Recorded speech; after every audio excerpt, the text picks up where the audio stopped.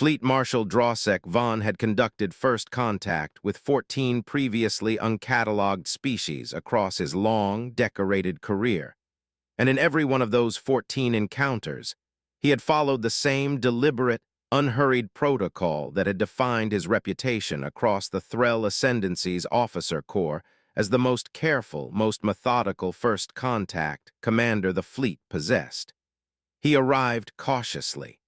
He observed extensively before initiating any communication. He extended the Ascendancy's formal greeting only once his intelligence staff had compiled a thorough assessment of the target species' technological capability, political structure, and likely diplomatic posture. It was this same careful, methodical reputation that had earned him command of the survey fleet dispatched to catalog the modest, newly detected civilization occupying a system its own inhabitants called Sol. And it was this same reputation that made what happened during the 15th first contact of his career so thoroughly, permanently confounding to everyone who served under him. His reputation had been built across nearly 3 decades of service preceding the Sol encounter, on a specific philosophy of contact that Vaughn himself had articulated at length in a modest instructional text used across the Ascendancy's junior officer training program, a text that Commander Threll herself had studied as a cadet years before she ever served under its author directly. That philosophy held that first contact represented the single most consequential moment in any relationship between two civilizations, a moment whose careful, patient handling determined, more than any subsequent negotiation or treaty, whether the relationship that followed would be built on genuine mutual respect or on some more fragile, resentment-laden foundation that would eventually require correction at far greater cost. Vaughn had applied that philosophy across 14 documented encounters with a consistency that had made him, by the era of the Sol expedition, something considerably closer to a living institution within the Ascendancy's diplomatic corps than an ordinary fleet commander. His methodical caution cited approvingly in policy discussions his own modest rank would not ordinarily have granted him influence over. It was precisely this considerable, hard-earned institutional stature that made his own subsequent misjudgment so difficult for his government to properly categorize once the formal review began. And Commander Threll, reflecting on the whole affair many years later, would come to understand that the specific tragedy of Vaughn's error lay not in any deficiency of character or judgment in the ordinary sense, but in the particular, insidious manner that considerable prior success had gradually eroded the very carefulness that success had originally been built upon, a process so gradual that Vaughn himself, by his own later account, had never once experienced it as a conscious decision to become less careful, only as a steadily accumulating confidence that each new encounter required somewhat less deliberation than the one before it. Admiral Sarah Whitcomb's own path to the specific defensive doctrine that met Vaughn's fleet above Sol had begun considerably earlier than the Threll survey's first detected approach, rooted in a career built across nearly 2 decades of study, focused specifically on the strategic vulnerabilities young, technologically developing civilizations faced when first encountering considerably more advanced interstellar powers. She had come to her own governing conviction that any first contact needed to establish from its opening minutes a posture too significant to be casually dismissed, through careful study of a considerable body of theoretical work on power asymmetry in diplomatic relations, work that had, until her own career brought it to practical application, existed largely within academic and policy circles rather than any operational military doctrine. The specific defensive architecture that Commander Threll's original assessment had correctly flagged as unusually opaque to conventional survey had been designed, across the whole of its decade-long development, by a modest engineering team led by a careful, methodical woman named Dr. Renata Osa, whose own career had begun considerably earlier, in the years before Earth's government had any confirmed awareness that a species like the Threll Ascendancy existed at all. She had been recruited into the Classified Defensive Infrastructure program during its earliest planning stages, drawn from a considerably more mundane career in civilian power grid resilience engineering, and she had brought to the project a specific philosophy that would eventually shape the whole of the architecture's distinctive, dispersed design. I do not believe a centralized defense system serves a civilization as young and as exposed as ours, she told the program's original planning committee during one of the earliest formal sessions establishing the project's design parameters, some 11 years before the Threll fleet's arrival. A centralized system presents a single point of failure that a sufficiently capable adversary can identify and neutralize with a single, well-placed strike.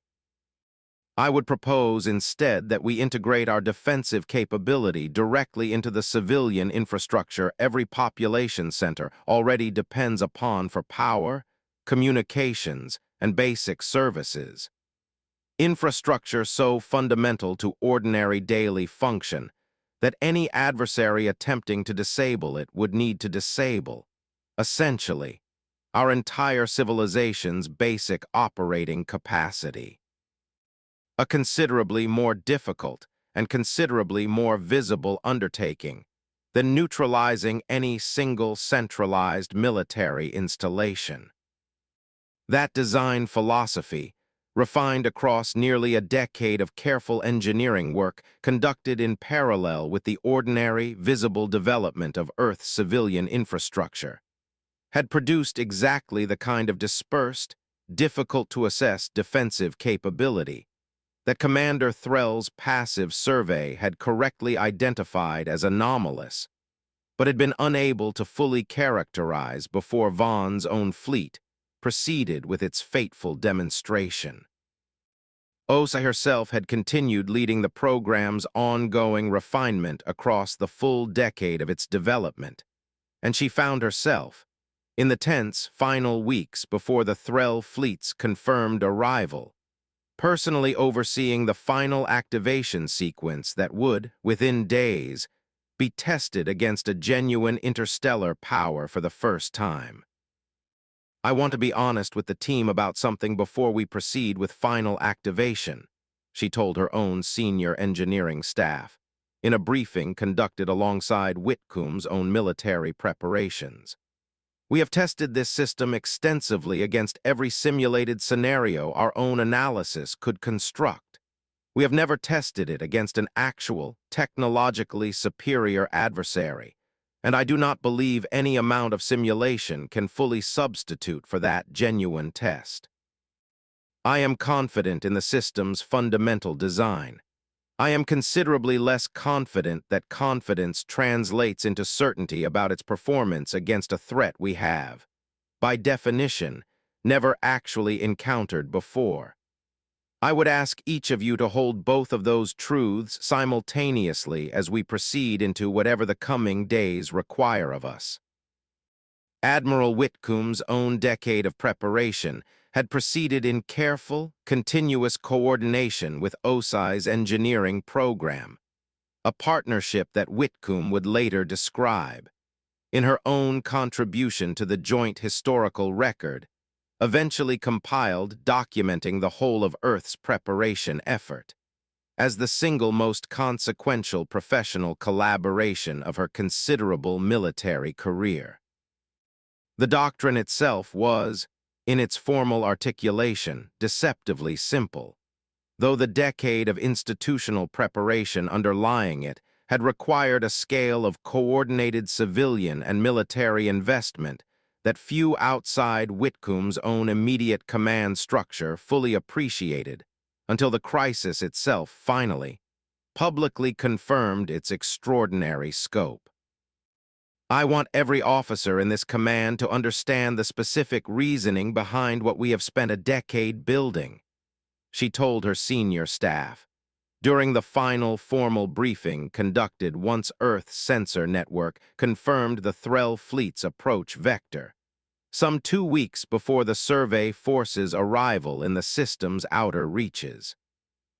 A civilization encountering a stronger power for the first time faces a narrow, largely irreversible window in which the terms of that relationship are effectively set. Species that establish, from the outset, that they can be approached casually, without any demonstrated cost to underestimating them, find that posture extraordinarily difficult to correct in any subsequent negotiation, however skilled their diplomats eventually prove to be. I do not intend for humanity to spend the next century negotiating from a position our own first contact allowed to be defined for us.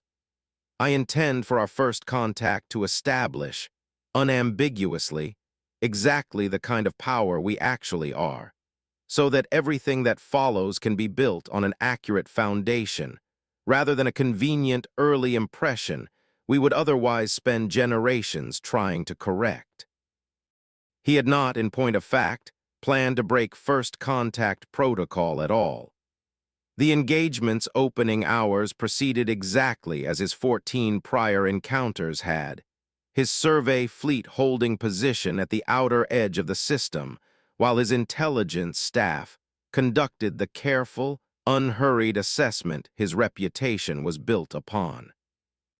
It was during that assessment, some 6 hours into the fleet's approach, that Drosek Vaughn's own long-cultivated patience met a discovery his intelligence staff delivered with a caution that, in retrospect, he would come to underst.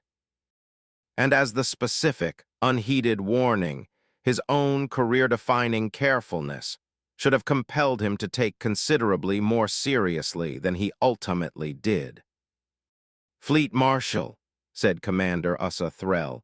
his senior intelligence officer, a careful analyst who had served under him for 11 years and had never once, in that considerable span of service, delivered an assessment he had subsequently found reason to distrust. "Our survey has identified an anomaly in this system's third planet that I believe warrants your direct attention before we proceed any further with the standard first contact sequence." "Report," Vaughn said,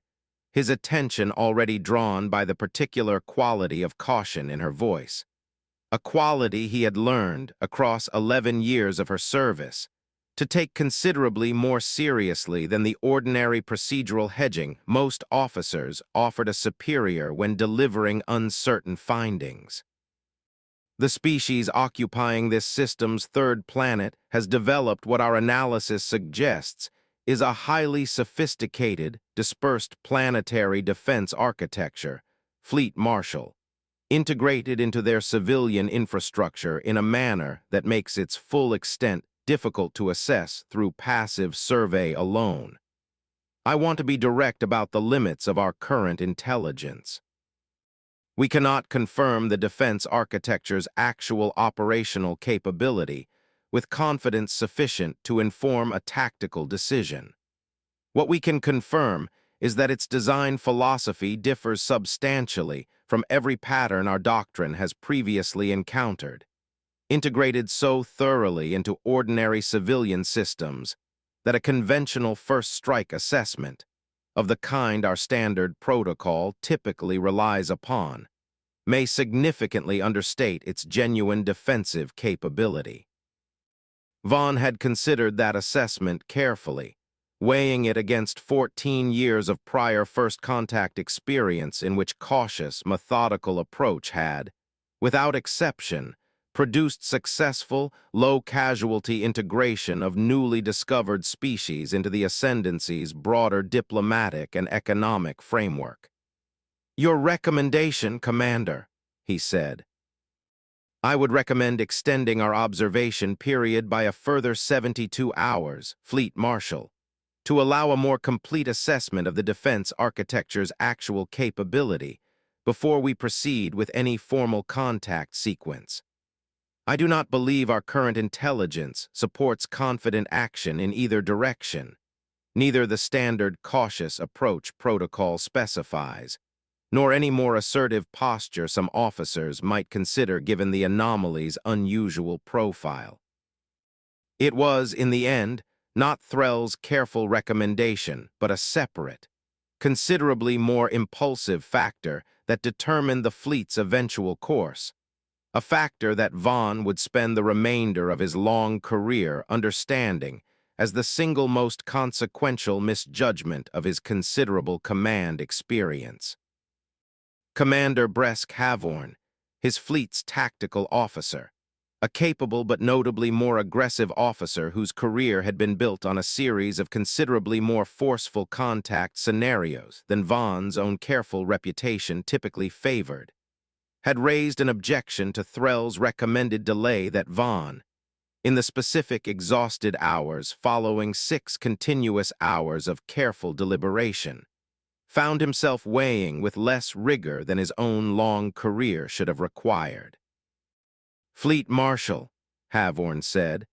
I would ask you to consider the cost of a further 72-hour delay against the modest additional intelligence it is likely to produce. Commander Threll's own assessment acknowledges considerable uncertainty regardless of how long we extend our observation. I do not believe extended passive survey alone will resolve that uncertainty to any meaningful degree, given how thoroughly this species appears to have integrated its defensive architecture into systems our sensors cannot fully distinguish from ordinary civilian infrastructure. I would recommend proceeding with a modified version of the standard contact sequence, calibrated for additional caution given the anomaly Commander Threll has identified, rather than extending an observation period that I do not believe will meaningfully improve our tactical picture. Vaughn had made his decision in the specific, fatigued hours that followed that exchange, a decision he would later describe, in the considerable formal accounting his own government eventually required of him, as the product of a false confidence built across 14 prior successful first contacts, rather than any genuine tactical assessment of the specific situation before him. He authorized a modified contact sequence, proceeding with the Ascendancy's standard formal approach, while maintaining what he believed at the time to be an appropriately cautious defensive posture, calibrated against Threll's identified uncertainty. It was not enough. The modified contact sequence, initiated some 8 hours after T. HREL's original warning, proceeded through its opening formal stages with the same unremarkable calm that had characterized Vaughn's 14 prior first contacts. His fleet's lead vessel, transmitting the Ascendancy's standard formal greeting across every frequency, the newly discovered species' own communications appeared to utilize,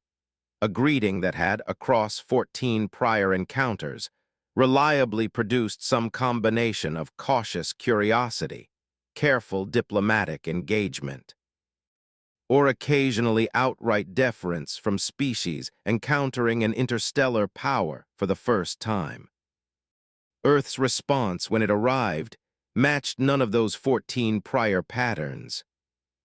Admiral Sarah Whitcomb, commanding Earth's still modest but exceptionally well-prepared orbital defense network,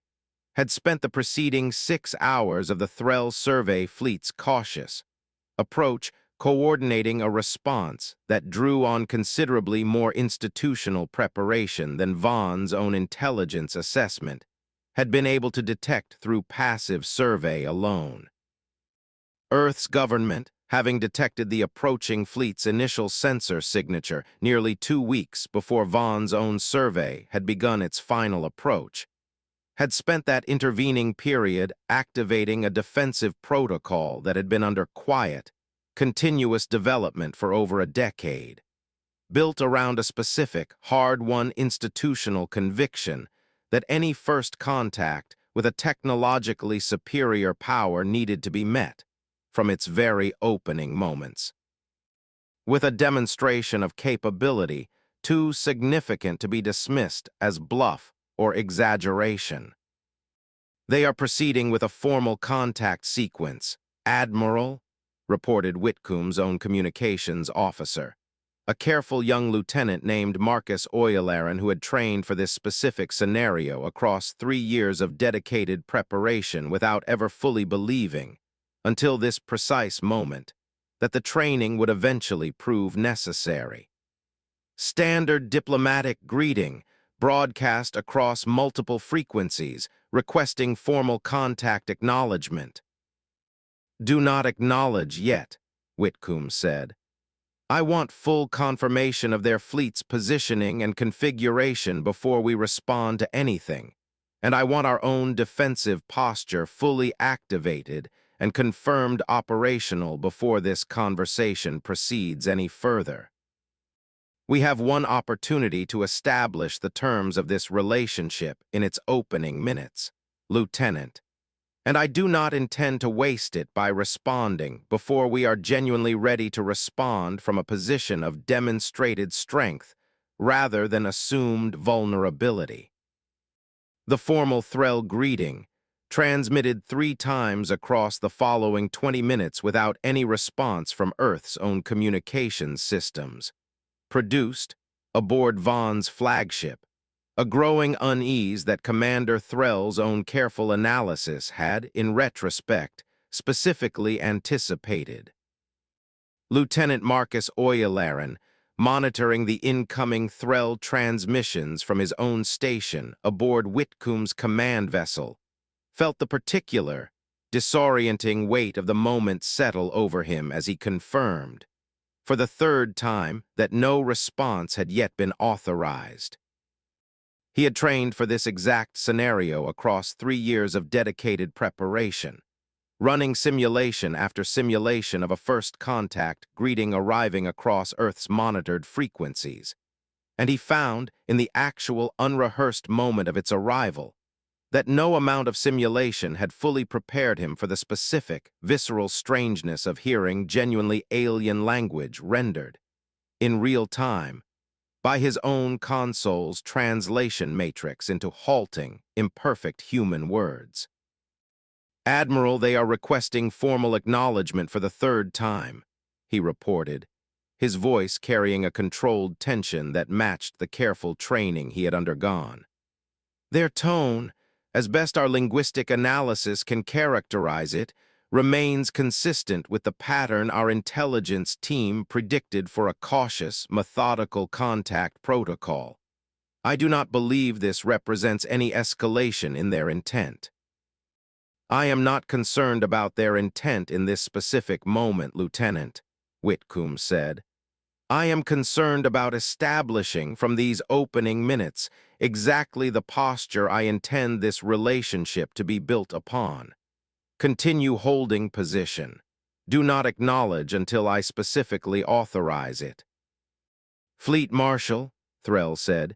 "the absence of any response, formal or otherwise, across 3 transmission attempts does not match the pattern of any species we have previously catalogued. Every prior first contact has produced some acknowledgement within the first several minutes, even from species ultimately hostile to our presence. I would recommend we treat this silence as a significant data point requiring reassessment of our current approach, rather than simply proceeding with escalating contact attempts." "Note your recommendation, Commander," Vaughn said, and even as he spoke the words, he understood in a manner he would later describe as the specific, uncomfortable clarity of a man recognizing his own error in the exact moment it became irreversible, that his own accumulated confidence across 14 prior successful contacts had begun to override the careful judgment that had originally built that record of success. Proceed with the standard escalation protocol. Modest demonstration of capability, calibrated to communicate serious intent without unnecessary aggression, exactly as specified for contact scenarios involving prolonged silence from the target species. The modest demonstration Von authorized, a controlled, deliberately restrained weapons discharge directed at an unoccupied asteroid within the system's outer debris field, intended across 14 prior first contacts to communicate serious capability without provoking unnecessary escalation, arrived at precisely the moment Whitcomb's own defensive network completed its full activation sequence. "They have fired on an asteroid in the outer system, Admiral,"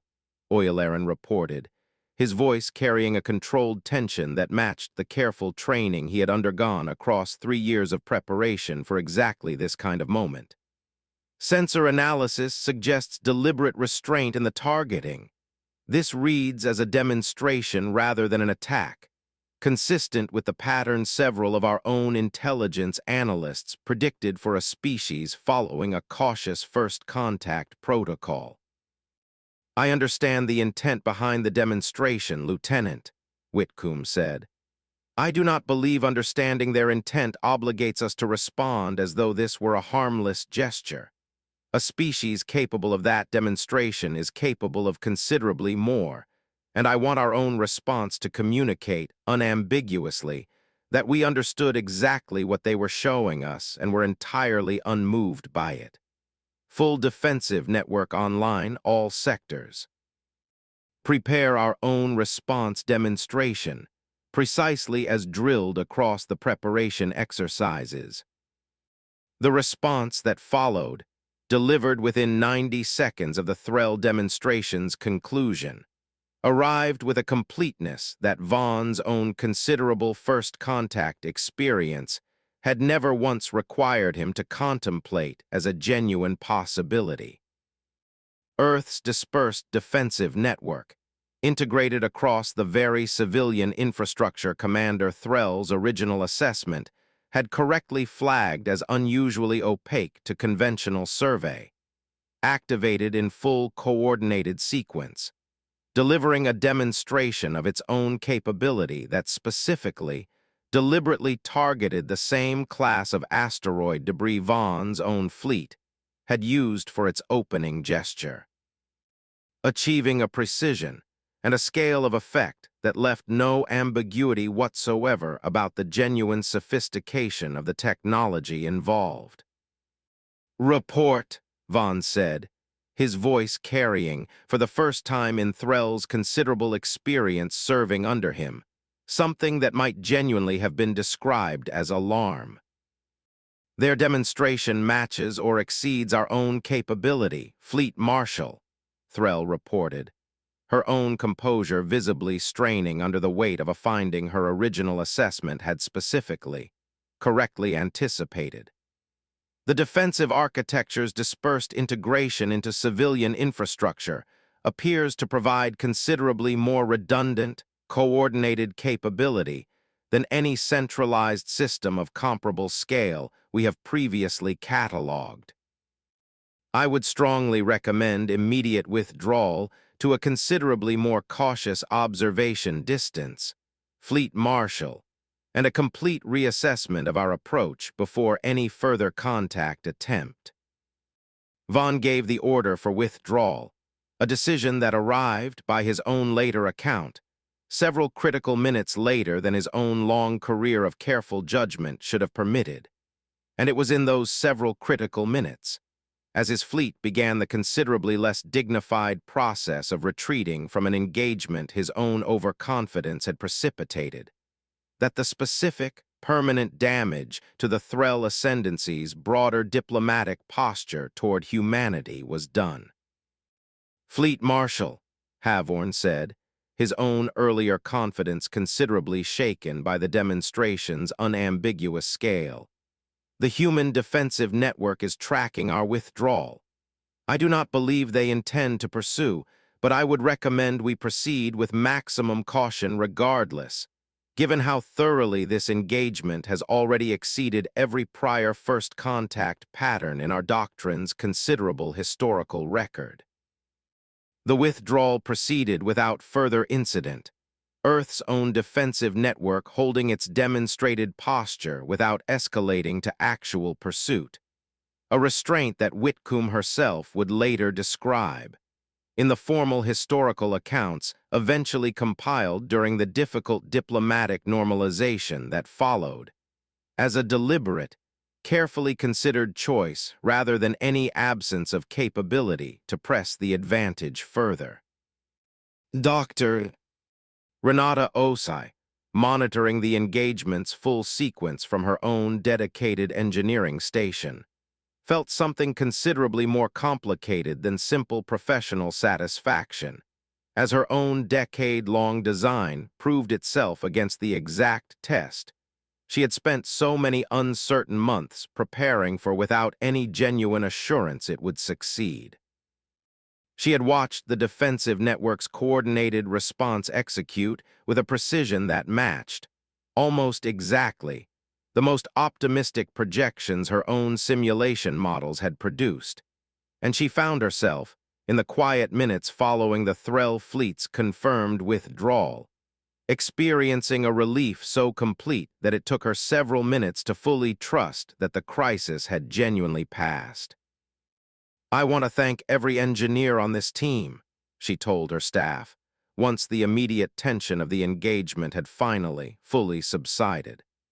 "We spent a decade building something we genuinely did not know would work until this exact morning, and I do not believe I fully appreciated, until watching it succeed, how much uncertainty I had been quietly carrying across every one of those 10 years.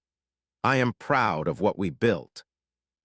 I am considerably more grateful than proud, in this specific moment, that we never had to find out what would have happened if our confidence in this design had proven misplaced.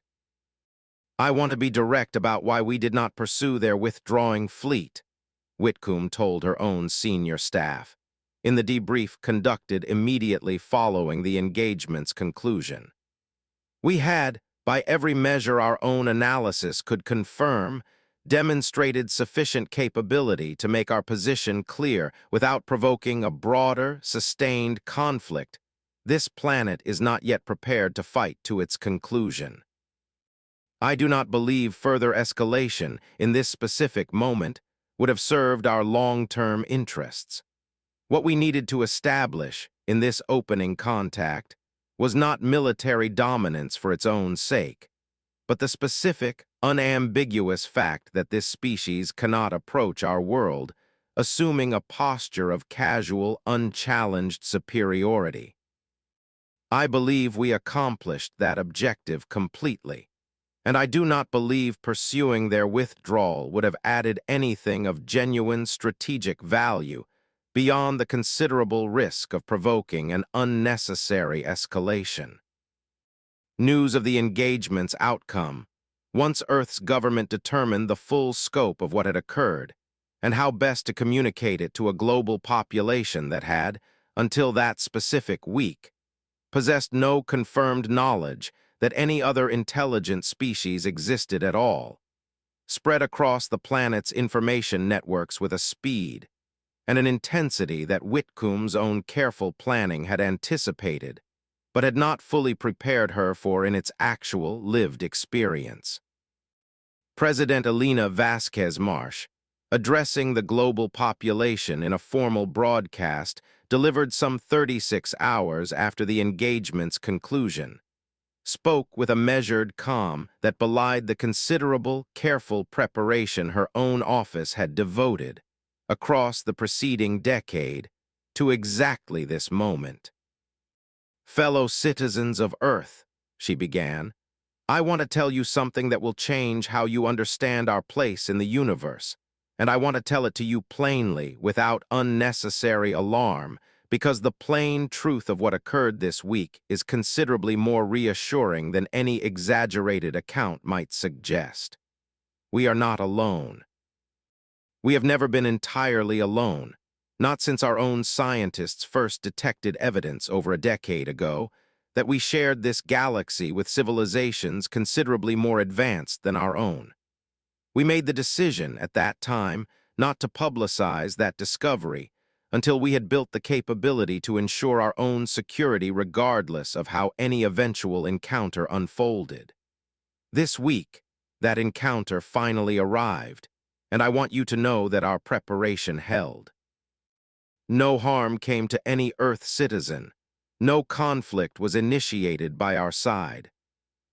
We demonstrated, clearly and without unnecessary aggression, that this world cannot be approached casually by any power, however advanced, and I believe that demonstration has secured, for whatever relationship develops from this point forward, a foundation of genuine mutual respect rather than the kind of unequal deference that has too often defined encounters between civilizations of differing strength throughout our own history. The address produced, across the following weeks, a complicated but ultimately, by Whitcomb's own later assessment, remarkably stable public response, a stability she attributed directly to the specific manner in which the crisis had actually unfolded, not as a prolonged, visible threat that might have produced sustained public panic, but as a single,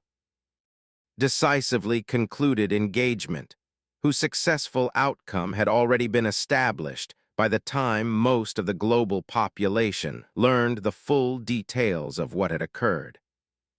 Dr. Osai watching T.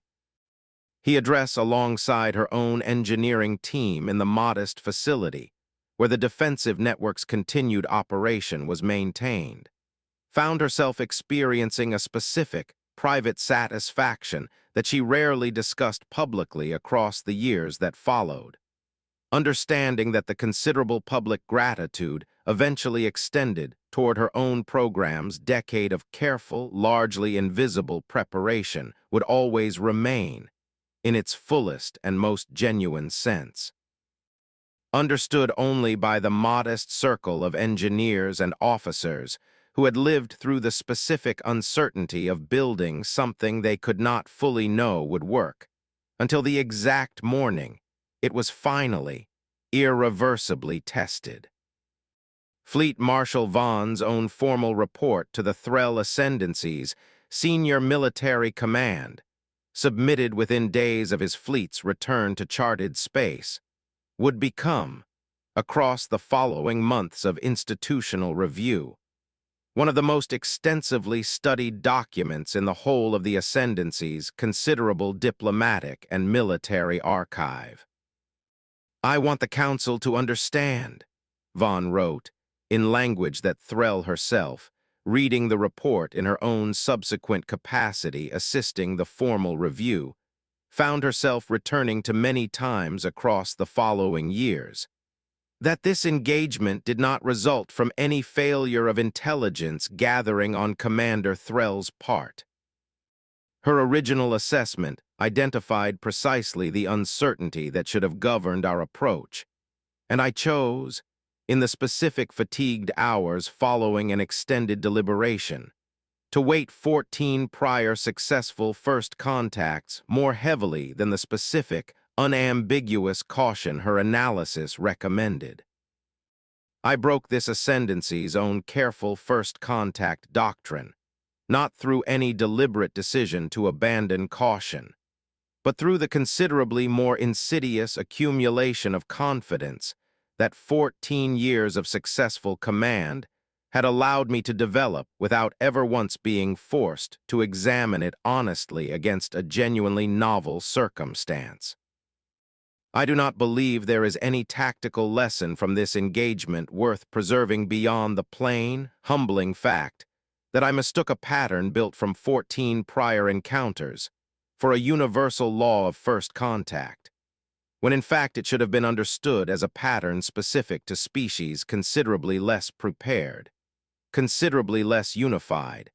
and considerably less deliberately restrained than the one we finally, catastrophically underestimated. The formal review that followed occupied the better part of 4 months, conducted before the Ascendancy's senior war council in a chamber that had, across the whole of Vaughn's considerable prior career, never once required his personal testimony beyond the ordinary formal reporting his rank obligated him to provide.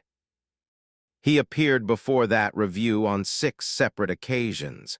testimony that required him, across the considerable length of the proceedings, to confront the specific, uncomfortable gap between his own long-cultivated reputation for careful judgment and the disorienting reality of a single decision that had undermined the whole of that reputation in a matter of hours. "Fleet Marshal Vaughn," said Senior Counselor Ashen Threll, no direct relation to his own intelligence officer despite the shared family name common enough within their shared home cluster. "I want to understand something this council has found genuinely difficult to reconcile across the whole of this review. Your own service record, prior to this engagement, represents perhaps the most consistently careful, methodical first contact command in the whole of this Ascendancy's considerable history. I would like to understand, in your own assessment, what specifically allowed a single engagement to override 14 years of demonstrated institutional discipline." Vaughn had considered that question carefully before answering, understanding that his response would carry consequences for the whole of his own subsequent career, whatever direction he chose to take it. "Counselor," he said finally, "I have spent the months since this engagement conducting the most rigorous re-examination of my own command judgment that I have undertaken across the entirety of my career, and I believe I have arrived at an answer this council may find uncomfortable in its broader implications. I do not believe my error was a failure of careful judgment applied to a difficult decision. I believe it was a failure to recognize that 14 years of consistent success had gradually, imperceptibly transformed my own careful methodology into something considerably closer to unexamined habit, a pattern I executed with diminishing genuine deliberation each time it succeeded, until the specific moment it finally met a circumstance my accumulated confidence had not genuinely prepared me to navigate. I do not believe this vulnerability is unique to my own command, Counselor. I believe it represents a genuine risk inherent to any office, sir, whose record of success grows long enough to substitute, gradually and without any single identifiable moment of decision, for the specific, deliberate caution that originally built that record. The reforms that eventually emerged from the Council's extended review required, among a considerable range of other institutional changes, a mandatory periodic reassessment protocol for any officer whose command record exceeded a specified threshold of consecutive successful engagements, a reform that came to be known informally within the Ascendancy's reformed War College curriculum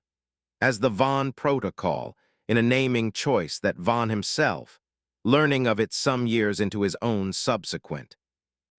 considerably more modest career, would describe as among the more complicated honors of his professional life.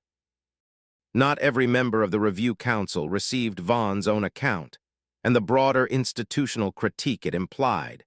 with the same open consideration Counselor Ashen Threll had shown. Counselor Denoth Vassar, a considerably more senior member of the body whose own career predated Vaughn's by several decades, pressed the Fleet Marshal with a line of questioning that carried, beneath its formal courtesy, a clear skepticism toward the broader reform his testimony had begun to suggest was necessary. "Fleet Marshal Vaughn," Vassar said, "I want to be direct about a concern this testimony raises for me. You are proposing, in effect, that this council fundamentally reconsider how it evaluates command experience across the whole of our officer corps, on the strength of a single engagement in which your own personal judgment, whatever its underlying causes, simply failed. I would ask you to consider whether a systemic reform of the scale you appear to be recommending is genuinely warranted by one officer's error, however costly, or whether it risks introducing a paralyzing institutional caution that could cost this ascendancy considerably more, across future encounters, than the specific lesson of Saul alone would justify. Vaughn had considered his answer carefully before offering it, understanding that Vassar's skepticism touched a genuine and legitimate concern his own testimony was obligated to address honestly. "Counselor," he said finally, "I want to acknowledge directly that a single engagement, however costly, is a narrow foundation from which to recommend systemic reform. I would ask this council to consider, however, that my own error was not simply a personal failing isolated to my own particular judgment. It was the predictable product of an institutional culture that rewards, and indeed celebrates, exactly the kind of consistent success that gradually erodes the careful deliberation originally responsible for producing it. I do not believe I am a uniquely flawed officer, counselor.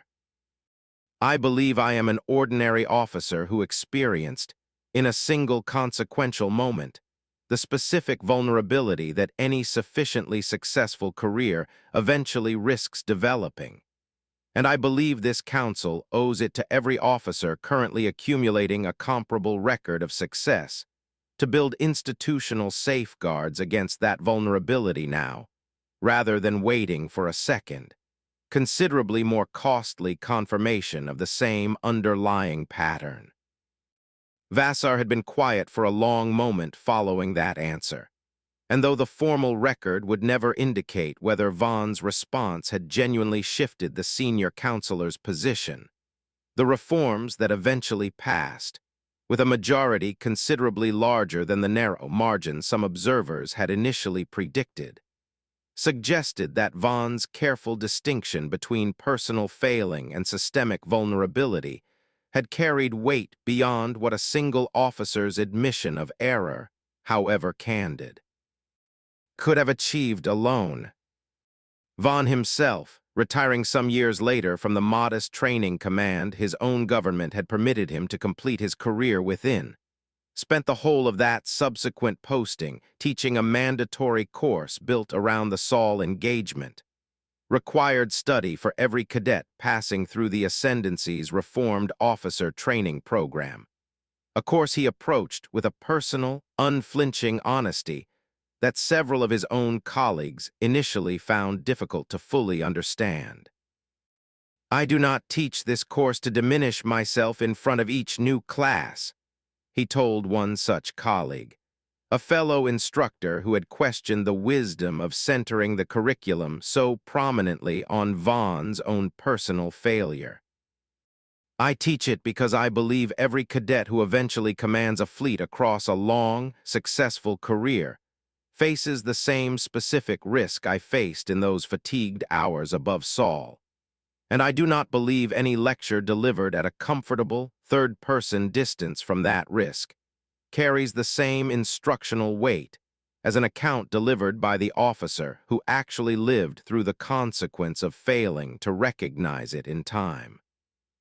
One cadet, some years into his aching, a careful, thoughtful young officer named Keswick Vaughn,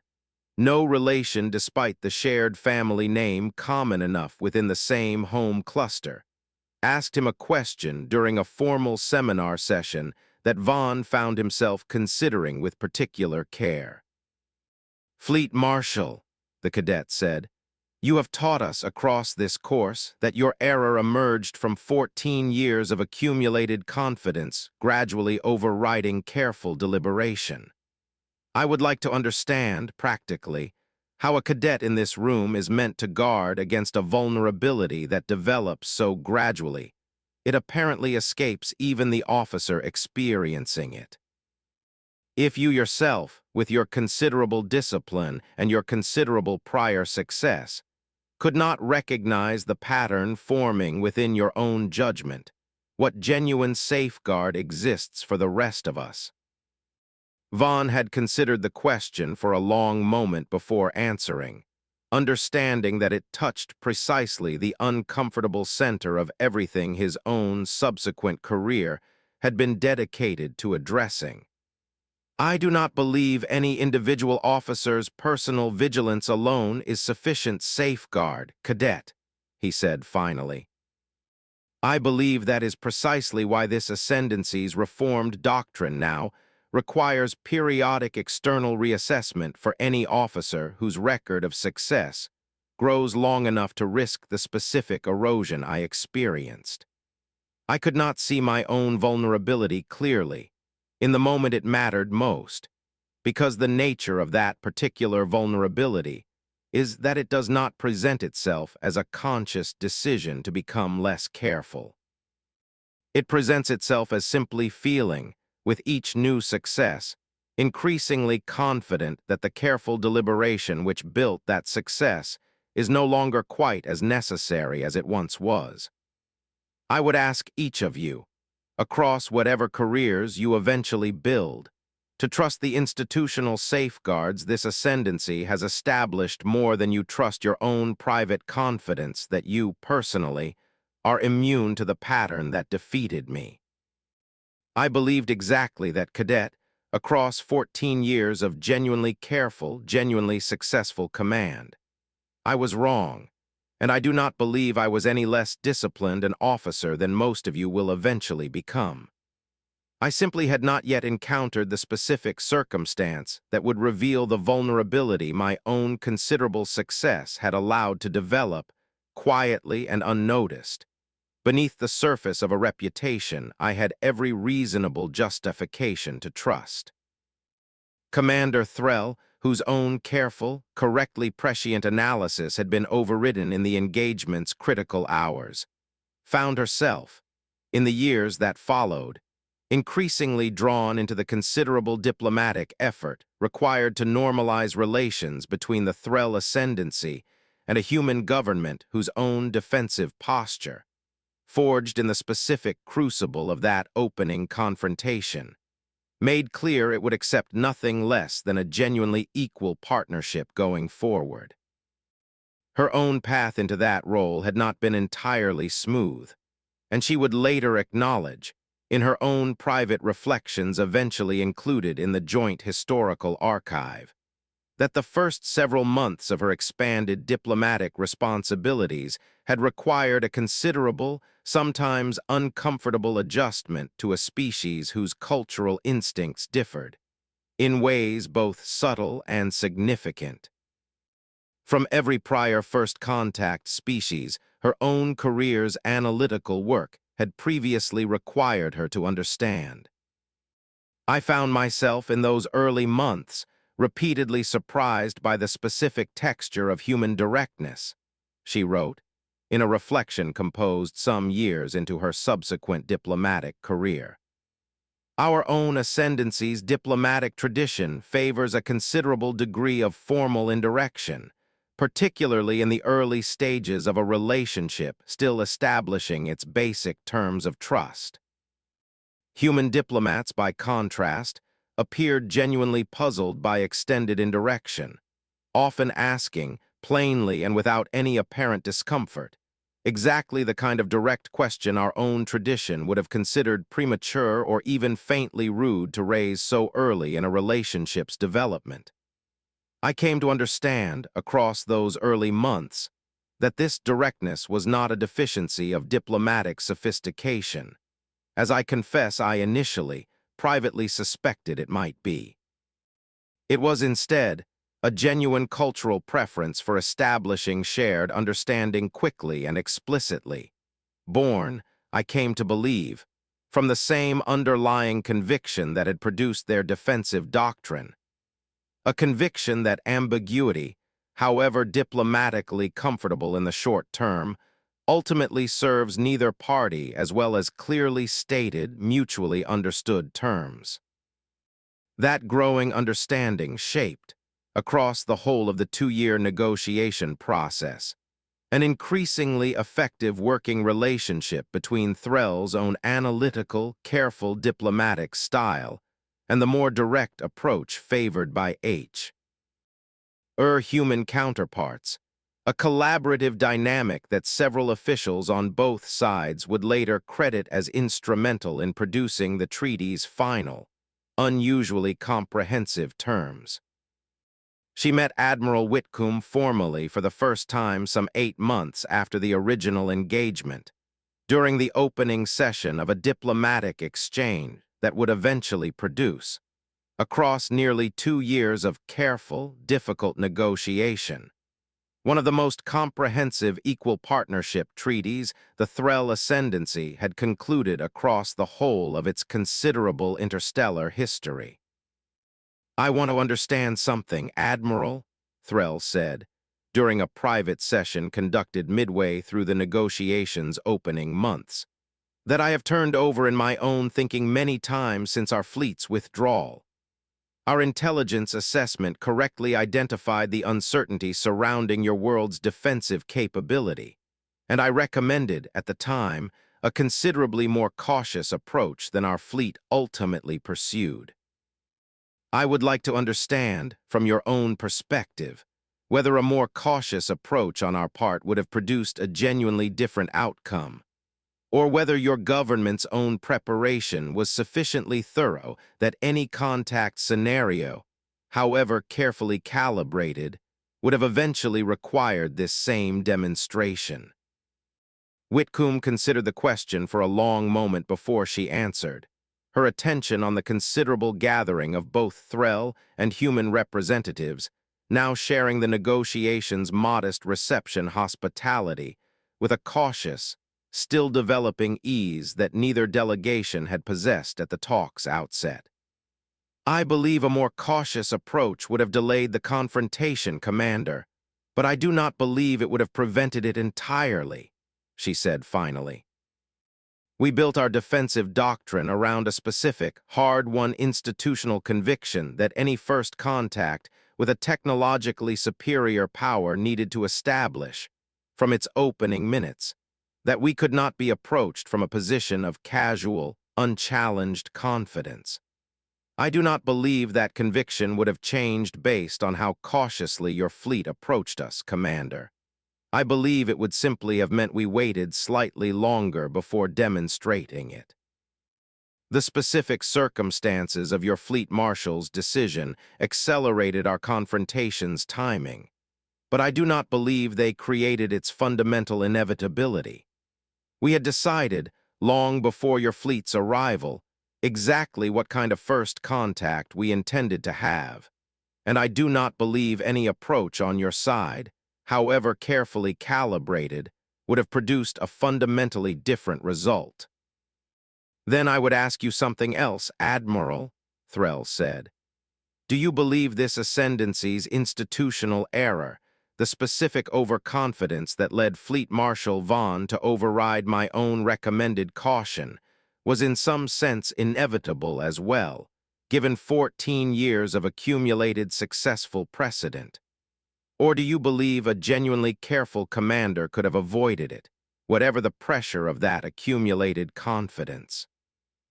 Whitcomb was quiet for a long moment, considering the question with the same careful weight she had brought to every stage of the difficult negotiations that had, by that point, occupied the better part of 8 months. "I believe both things can be true simultaneously, Commander," she said finally. "I believe institutional patterns built across 14 years of consistent success create genuine, powerful pressure toward exactly the kind of overconfidence that produced your fleet marshal's decision. I also believe a sufficiently disciplined commander, genuinely committed to treating each new circumstance on its own specific terms rather than as simply the 15th iteration of a pattern, could resist that pressure, however considerable it becomes. I do not believe your fleet marshal was a poor commander, Commander Threll, based on everything I have since learned about his considerable prior record. I believe he was, in the specific, fatigued hours of that particular decision, a good commander who allowed an entirely human, or I suppose, in your case, entirely thrill vulnerability to accumulated confidence to override judgment that had, across 14 prior occasions, served both him and his government exceptionally well. The peace negotiations that followed occupied nearly 2 full years of careful, patient diplomatic work, conducted across a considerable range of formal sessions, and, increasingly as the process matured, a growing number of informal exchanges between officers and officials on both sides who had found themselves drawn into genuine collaborative relationships that extended well beyond the specific terms of whatever treaty language the formal negotiations eventually produced.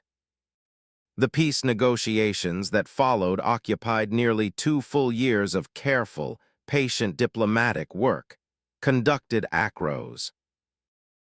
a considerable range of formal sessions, and increasingly as the process matured, a growing number of informal exchanges between officers and officials on both sides who had found themselves drawn into genuine collaborative relationships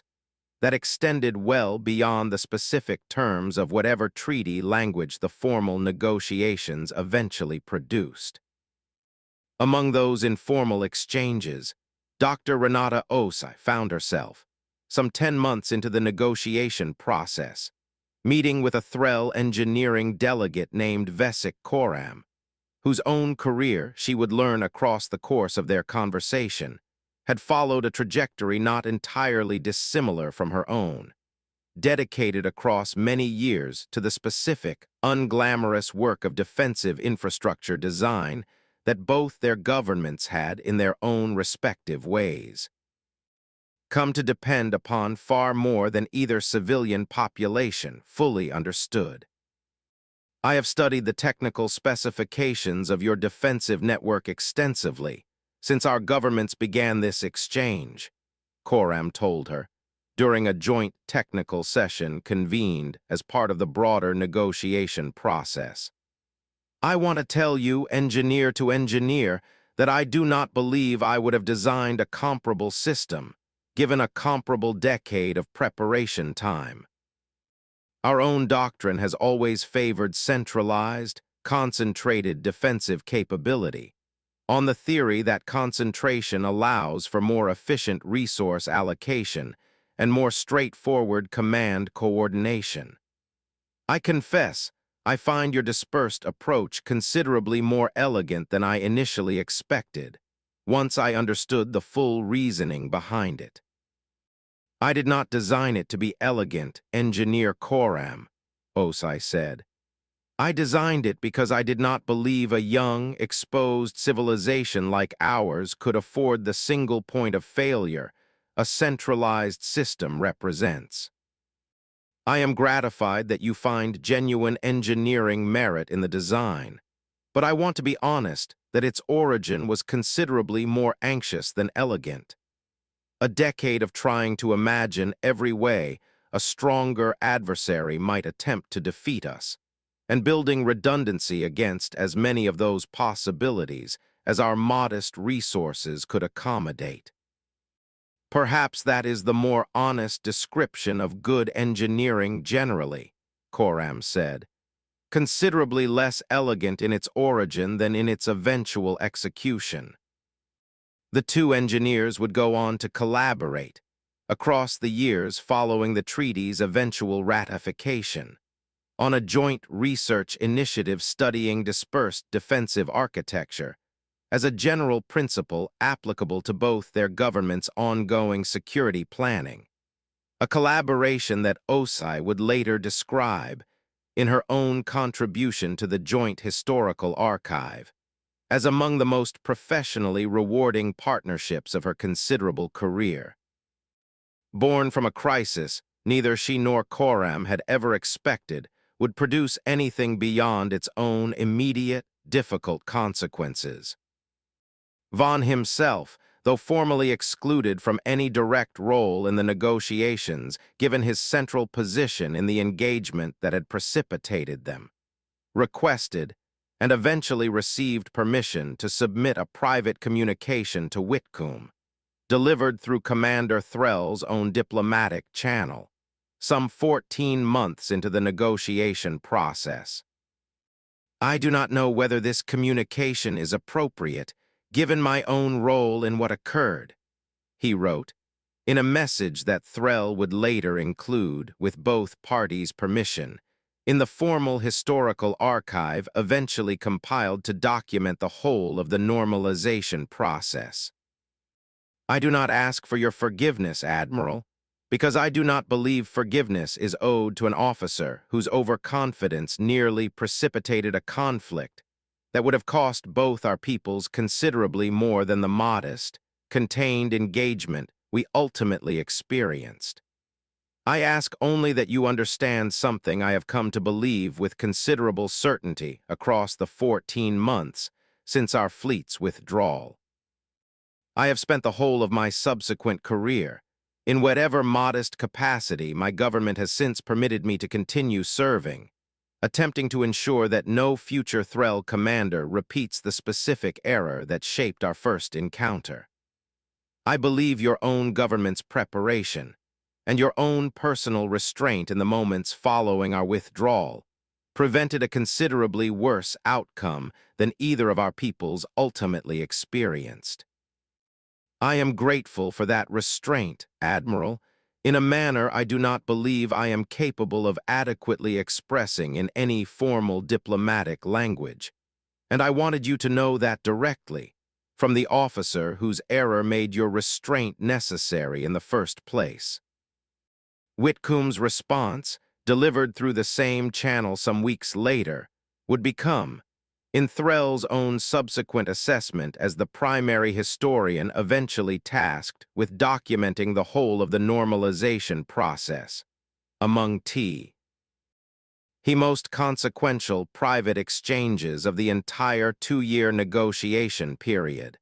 though its specific content would not become part of the formal public record until considerably later,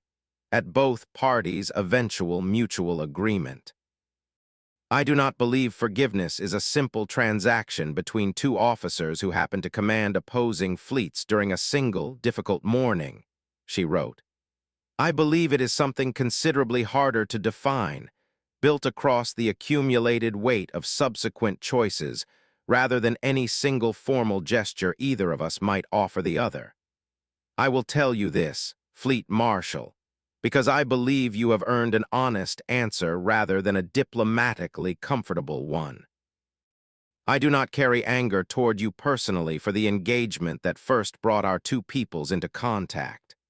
I carry, instead, a considerable and specific gratitude that the officer commanding your fleet that morning was disciplined enough, once the true scope of his misjudgment became clear, to order an immediate withdrawal rather than escalating further in an attempt to salvage his own wounded confidence. I have studied enough military history across my own considerable career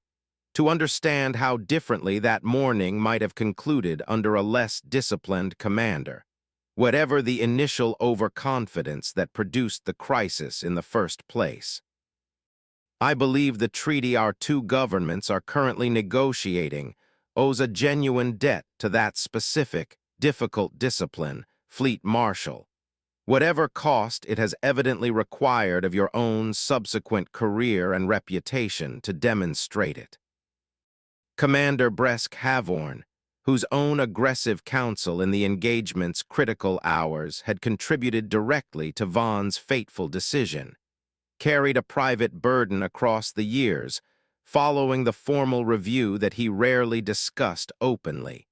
even with colleagues who had served alongside him through the whole of the crisis. He had not been formally sanctioned by the Council's review,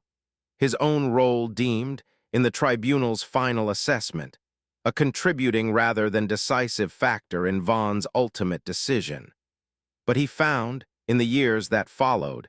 that the absence of formal consequence did little to ease the specific, private weight of understanding exactly how his own impatience had tipped a genuinely uncertain decision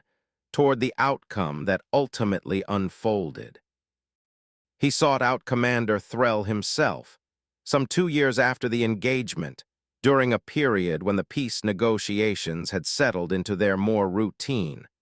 less dramatically consequential rhythm, requesting a private conversation that he had, by his own admission, delayed considerably longer than he believed he should have.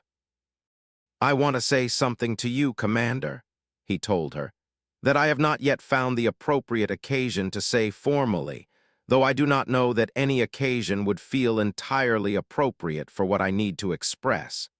Your original assessment was correct. My own objection to the delay you recommended was not built on any genuine tactical insight superior to your own careful analysis.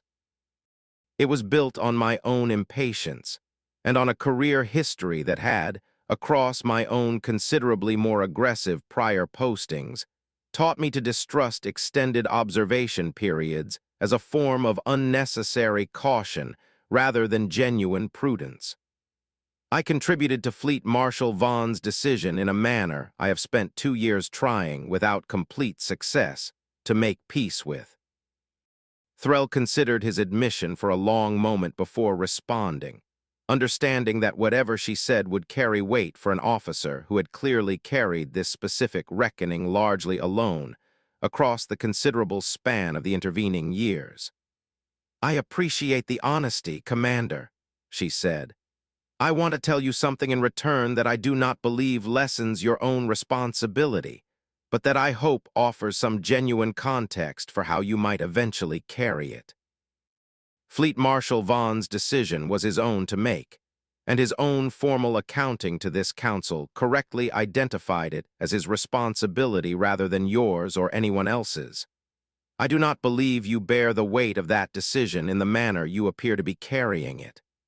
I believe you offered a counsel that, in a different set of circumstances, against a different, less thoroughly prepared adversary, might well have proven entirely reasonable.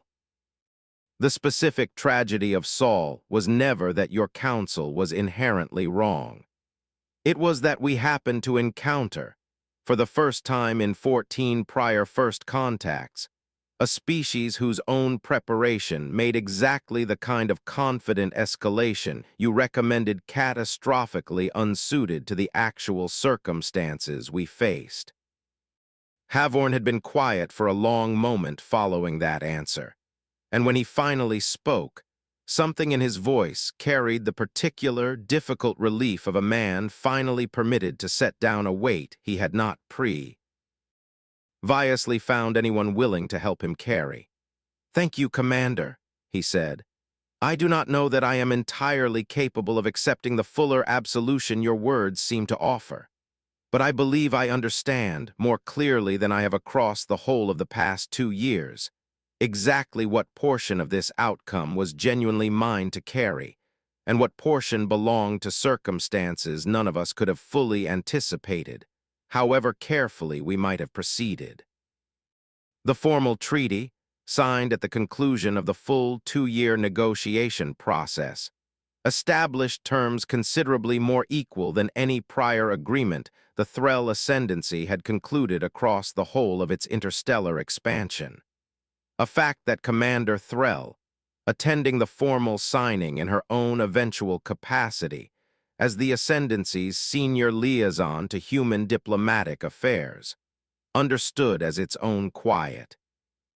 considerable testament to exactly how thoroughly the opening engagement's specific failure had reshaped her government's broader institutional posture toward a species it had once, catastrophically, approached with unexamined confidence. She found a quiet moment alongside Whitcomb during the signing ceremony's considerably less formal reception, and she asked the question she had carried with her across the whole of the 2-year negotiation process, the question that had first drawn her into the careful, patient work of diplomatic normalization, rather than the more conventional intelligence, career her own considerable analytical talents might otherwise have sustained. "I want to ask you something, Admiral," she said, that I have wondered about since the earliest days of these negotiations. Your government's defensive doctrine was built on the specific conviction that any first contact needed to establish from its opening minutes, a posture too significant to be dismissed. I would like to understand what would have happened, in your own assessment, if our fleet had never broken your careful observation period at all. If Fleet Marshal Vaughn had followed my own original recommendation and extended our caution, rather than authorizing the demonstration that precipitated everything that followed. Whitcomb considered the question for a long moment, her attention on the considerable gathering of both Threll and human representatives, now sharing the reception's hospitality with an ease that would have seemed entirely impossible to imagine in the tense hours immediately following the original engagement. I believe we would eventually have initiated contact ourselves, Commander, she said finally. We had already completed our own defensive activation by the time your fleet's opening demonstration arrived. I do not believe we intended to wait indefinitely for your side to make the first move, whatever caution your Commander Threll had originally recommended. We had decided, as a species, long before your fleet's arrival, that we would rather establish the terms of first contact through our own deliberate action than through passive reaction to whatever approach a stronger power eventually chose to take. I believe your Fleet Marshal's decision accelerated the specific timing of our confrontation, Commander, but I do not believe a more cautious approach on your side would have prevented us from eventually initiating exactly the kind of demonstration that ultimately occurred. We built our doctrine around the conviction that a species which waits passively to be defined by a stronger power's approach has already surrendered something essential about how that relationship will develop. I do not believe we were ever going to allow that passive posture to define our own first contact, regardless of how carefully or cautiously your side ultimately chose to conduct it. Commander Threll thought about that answer for a long time afterward, understanding it, across the considerable years of her own subsequent career documenting the whole of the normalization process, as perhaps the truest and most uncomfortable lesson the entire engagement had ultimately produced. It was not simply that Fleet Marshal Vaughn's overconfidence had broken a careful protocol built across 14 prior successful encounters. It was that the species on the receiving end of that broken protocol had, independently and through its own considerable institutional preparation, already decided exactly what kind of first contact it intended to have, regardless of whatever approach the ascendancy ultimately chose to take, and that no degree of caution on the Threll ascendancy's part could have fundamentally altered a human government's own determined, hard-won resolve to establish itself. From the very first moments of interstellar contact, as a power that would not be casually underestimated by anyone who arrived assuming otherwise.